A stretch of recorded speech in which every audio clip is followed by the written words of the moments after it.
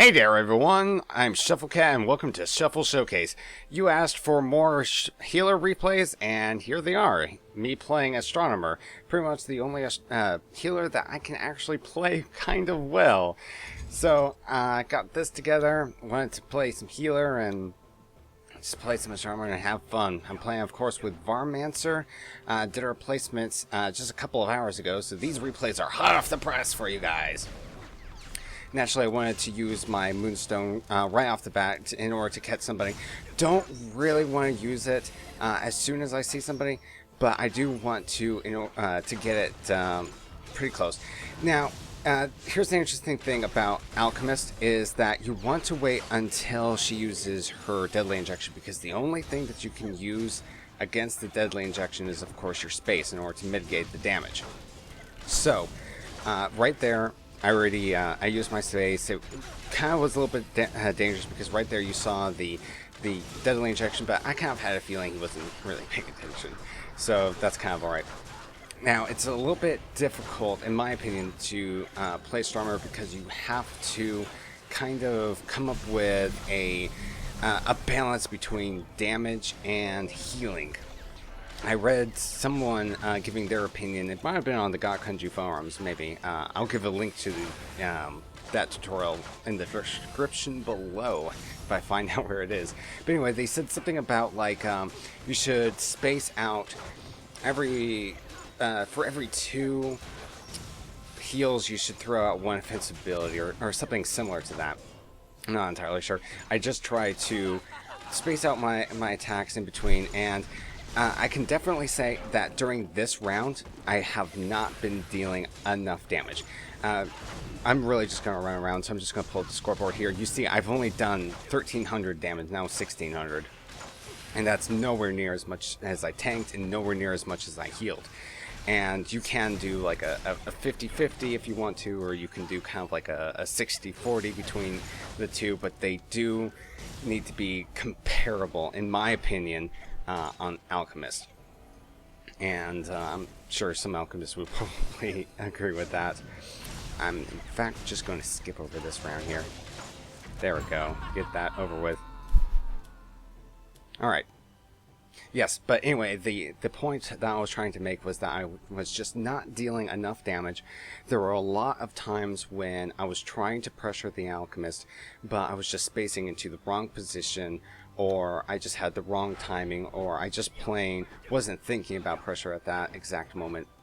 So hopefully we'll see me going in on either the Alchemist or the Seeker at some point or another. I would have to say that Seekers are probably a lot easier for an Alchemist to go on than you may think, because the only thing that he has to defend himself with is kind of the Blitz and the Illusion.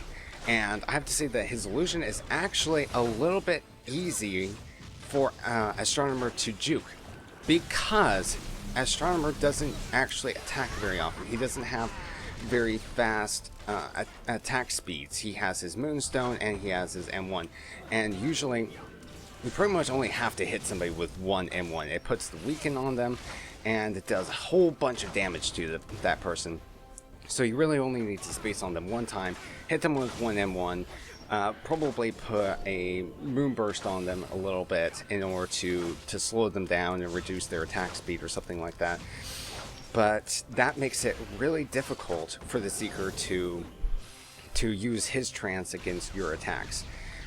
First off, because Moonburst has such a long cast time, and secondly also because you can space out your M1s. You don't really have to use a whole bunch of them. You can kind of dance around after you use your M1 on them, and that sort of thing. After his Illusion, he also has his Blitz, which after he uses it, well, even during his Blitz, you can kind of predict where he's going to go and put a Moonstone there in order to uncap him and keep him stoned or something like that. And then after that, you can just jump on the Alchemist and destroy her, essentially. Especially if the Alchemist has used her barrier on the Seeker. You can actually say that their comp is pretty good, because the Seeker does have such low survivability. like I'm illustrating with those points. And then, of course, if he messes up an illusion or something like that, then he can have a barrier put on him by the alchemist. So it is pretty strong in that respect. It can be a little bit weak to pretty focused pressure. Like, for instance, right there, you had two people on the alchemist, two melees on the alchemist at the same time, and they honestly don't have all that much to do against it. Yes, the Seeker does have his ice arrow, which can be really good at getting two melees off of the alchemist, but if he doesn't have that, not really all that much that he can do. And of course, at that exact moment, I'm pretty sure his ice arrow was on cooldown. I don't exactly remember. I might have to go back and look at that. The point being is that it's a little bit weak to contain, and not contained, to burst pressure from two melees. Kind of going back to the topic of constant pressure is kind of the moonstone spam of always making sure that you're using it at appropriate timing. And appropriate timing can be a little bit difficult to think about. I mean, to understand when appropriate timing was. And the only thing that I can say is that appropriate timing is when you're focusing on this one particular person. Say if we were to jump on the Seeker, right? And in your mind, you're of course thinking, what is the alchemist going to do?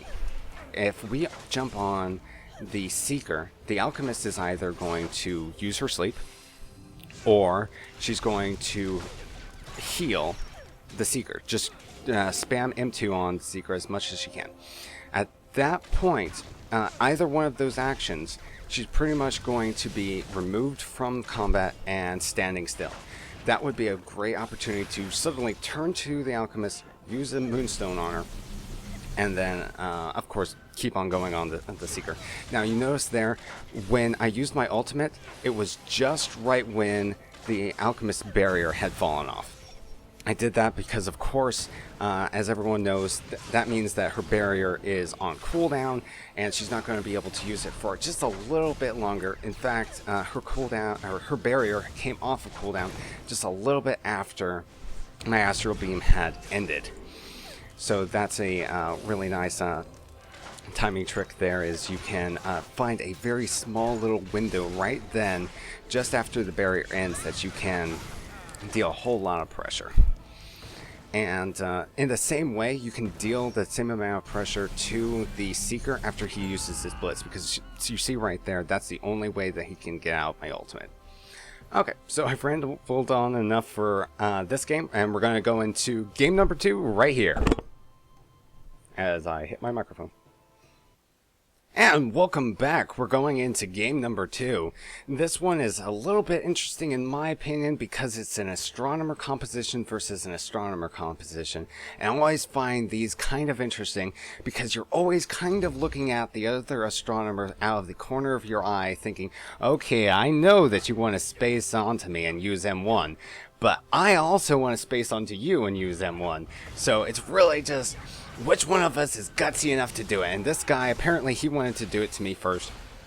Now, what I found out of that is that, honestly, what would probably be a really good reaction to another Astronomer spacing onto you when you are an Astronomer is, of course, to M1 him.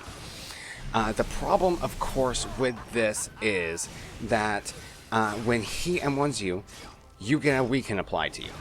And I kind of forgot how much it was there. It was a 30, nope, it's not a 33%. It is actually a 33%. Yes, it is, in fact. Anyway, it is a 33% healing and damage dealing reduction to you. So if he M1s you first and then you M1 him, your damage is going to be less. So out of that, whoever spaces in first is pretty much going to get the automatic advantage. And of course we have a runner here, so I'm just going to speed that up real quick. Anyway, so you get an advantage for spacing in first. So, naturally, if you're in an Astronomer versus Astronomer battle, you're actually really rewarded for being the aggressive person. So just naturally, if you are playing Astronomer, just assume that you need to be aggressive. And of course, that's my honest opinion once again. That you need to be aggressive and try to be the one who's acting first. You see that he's always spacing in on me first off in the map, and that time I was expecting it. I kind of sidestepped it a little bit so that I wasn't available to be M1'd. And that allowed me to kind of like sneak in on the fly and get my M1 off first. And of course, you also see we're trying to moonstone each other, because what we want to do is, since we're both a melee, an entirely melee comp, we want to moonstone the other Astronomer and then jump in as quickly as we can on the other guy's DPSer and then deal as much damage as possible. Right there, what was going through my mind is I had ultimate. I was waiting for that Astronomer to use his space. So right then and there, I actually wanted to space away and then use my ultimate on the Astronomer. He probably would have had absolutely nothing to do about it except for moonstone, and I'm pretty sure he had already used that. So that might have actually been a way for me to deal with him. I mean, not deal with him, but rather I probably could have come back from that 2-1 if I hadn't been ulted in the face by the Vanguard. But there, you see, I had used my M1 first and it was weakened, so we actually came out ahead of that. If you look at these top bars up here, our bar is of course bigger. And that's naturally also because the Spearmaster was allowed to use his mega awesome combo on the Astro after I was kind of removed from combat a little bit, just healing myself up. The Astro combo is of course a little bit shorter. I didn't want to use pretty much everything I had and just blow it all and have no way of escaping or doing anything against any reverse pressure or something like that. Of course, there is the strategy of trying to moonstone the DPSer. Like for instance, if I moonstone the Vanguard and then we try to jump on the healer, we could do that.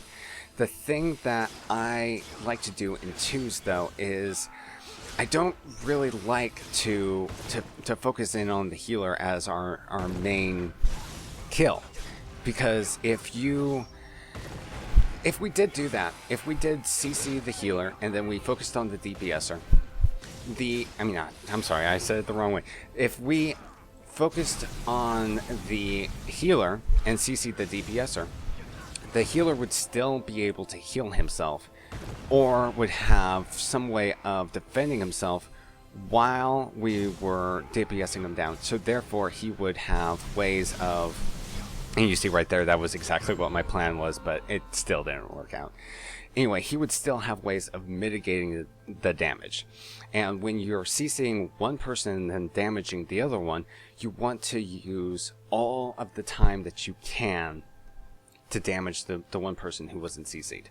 So, in my opinion, and it's kind of simple math to say that damaging the DPSer is going to have more of an effect than damaging a healer in the short amount of time that you have to do that, to damage them. And of course, right there, you can do a double M1 if you get into a fight with a Astro, and that is a way of coming ahead. That is, of course, only if you really feel like he's going to follow up his M1s with another M1, which I like to call it dry M1s, which is when you are using an M1 without the solar stacks on you. If you feel like he's going to do a dry M1, some astronomers will actually just M1, and then when you are probably going to trance, they will just use a moonstone on you, walk away, heal up a little bit, hit you with a moon burst, and then maybe they'll continue pressuring you depending on, you know, how everything is going, the health of their DPSer and stuff like that.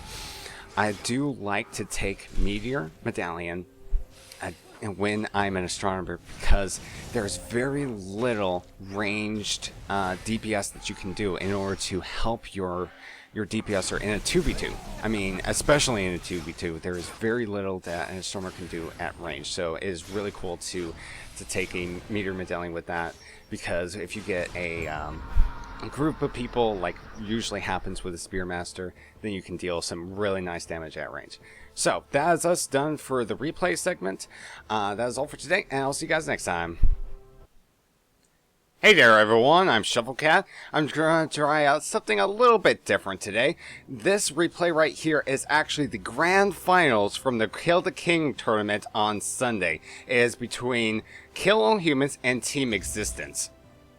So we're just going to start it off here at Citadel of Amma, and we see that nobody's spaced off in the very beginning. That's very nice. Everybody is saving their cooldowns, and Harpoon's gone out. Fleetfoot's gone out, so that's going to cause the Spearmaster to move back a little bit. You see that the warm team has gained most of the ground, and then they of course gain it back, the cold team that is, gaining it back into a little bit of a ball over here, which is mostly controlled by the Igniter, pushing back Station into this corner here. He's now, of course, incapacitated. Nice triple ult there from Varosk, who of course has damaged down the entire team at that point. The Cycle Pump is a little bit low, mostly getting his recovery health back up, and that leads to a nice amount of damage being put down on the rest of the warm team that is here. The inhibitor has gone down the Cycle Pump a little bit farther out of range than he would like to be, so he puts himself in there, gets injected, and there he goes down. Going into the second round here. And we see here that the Spearmaster, he kind of delayed a little bit before starting off and going across the field. Hits his Harpoon, uses his Whirling Blade on the Stalker, other side, in order to get him out of that mess. Ghost Blade on Chip Station. Spearmaster is on the pump. He gets feared away. That leads to a 2-on-1 on the Alchemist. He uses his barrier. Volcano is down. Spearmaster is attacking. The Cycle Pump does have his ultimate up. He is in a very good position in order to use it. Alchemist Goo on the Cycle Pump. Meanwhile, Stalker switches over to the Spearmaster. Very good damage there. Spearmaster has no recovery health. Chip Station uses barrier on himself. Manages to keep up everybody's recovery health here. Zowie uses Mind Transfer. He is incapped, and now a lot of damage coming out on this Firestorm from the Igniter. The Stalker is so close to death, but it doesn't matter because the Igniter gets taken out. Now it's a 2 versus 1 against this inhibitor here. He does have the ability to come out of this. He just has to keep his recovery health up. The Spearmaster obviously doesn't want to engage all that much because he could lose position against this inhibitor if he gets onto the wrong side of the Alchemist. And here we are. The inhibitor is doing a significant amount of damage. Don't want to hit that shield. There we go. He goes down. Very nice play from the cold team, staying in a kind of defensive position in order to keep their advantage, knowing that the inhibitor could at any point burst down either one of them, and that would not have been a good idea. So going into the third round here, see once again what happens with this Spearmaster. He seems to be kind of controlling the flow of what actually occurs. He does hit his Shuriken, which is a nice amount of damage and slow. Puts everybody in a kind of funnel here for Varosk in order to put his Firestorm down. That is keeping the Ignite up on the Stalker, who now it's finally gone down. Spearmaster on the inhibitor. He has no recovery health, and being funneled with that Volcano.